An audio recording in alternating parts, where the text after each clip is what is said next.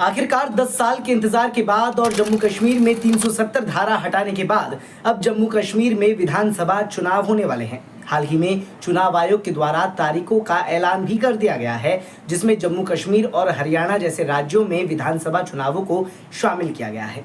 आज हम आपको इन दोनों राज्यों की चुनाव की तारीख और चुनाव परिणाम के बारे में जानकारी देने वाले हैं। साथ ही साथ जम्मू कश्मीर में इन 10 सालों में क्या क्या बदला है, इस बारे में भी जानकारी देंगे। लेकिन इससे पहले आप हमारी इस वीडियो को लाइक कर लीजिए, शेयर कर दीजिए, सब्सक्राइब कर दीजिए हमारे चैनल मोजो पत्रकार को, जिससे आपको और भी नोटिफिकेशन टाइम टू टाइम मिलती रहे। नमस्कार, स्वागत है आपका मोजो पत्रकार में। मैं हूं आपके साथ उद्देश्य मंगल। आपको बता दें कि हाल ही में चुनाव आयोग के द्वारा जम्मू कश्मीर की विधानसभा सीटों के चुनावों का ऐलान कर दिया गया है। इसी के साथ हरियाणा विधानसभा चुनाव का भी ऐलान हो चुका है। बता दें कि जम्मू कश्मीर में 3 चरणों में मतदान होने वाले हैं, जिसमें पहला चरण 18 सितंबर 2024, दूसरा चरण 25 सितंबर 2024 और तीसरा एवं अंतिम चरण 1 अक्टूबर 2024 को होगा। इसी बीच हरियाणा में भी सभी सीटों पर एक ही चरण में मतदान होगा, जिसकी तारीख 1 अक्टूबर 2024 रखी गई है। जानकारी के लिए बता दें कि जम्मू कश्मीर में 90 विधानसभा सीट आती है। साथ ही साथ हरियाणा में भी 90 विधानसभा सीट शामिल की गई है। इन सभी सीटों का परिणाम 4 अक्टूबर 2024 को सामने आएगा। बता दें कि लोकसभा चुनावों के खत्म होने के बाद अब विधानसभा चुनाव का इंतजार होने लगा था। उन राज्यों में विधानसभा का कार्यकाल भी खत्म हो गया है। इसको लेकर भारत निर्वाचन आयोग यानी चुनाव आयोग ने शुक्रवार यानी 16 अगस्त को दोपहर 3 बजे एक प्रेस कॉन्फ्रेंस की, जिसमें चुनाव आयोग के द्वारा 2 राज्यों की चुनावी तारीखों का ऐलान कर दिया गया है।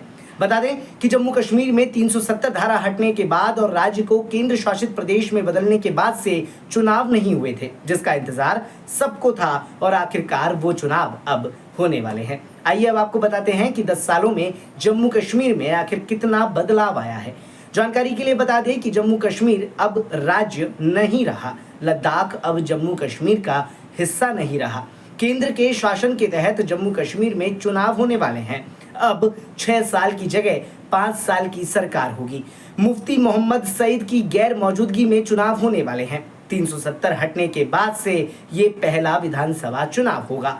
विधानसभा सीटों की संख्या बढ़कर अब 87 से 90 हो गई है। इसी के साथ गुलाम नबी आजाद ने जम्मू कश्मीर में अपनी एक अलग पार्टी भी बना ली है।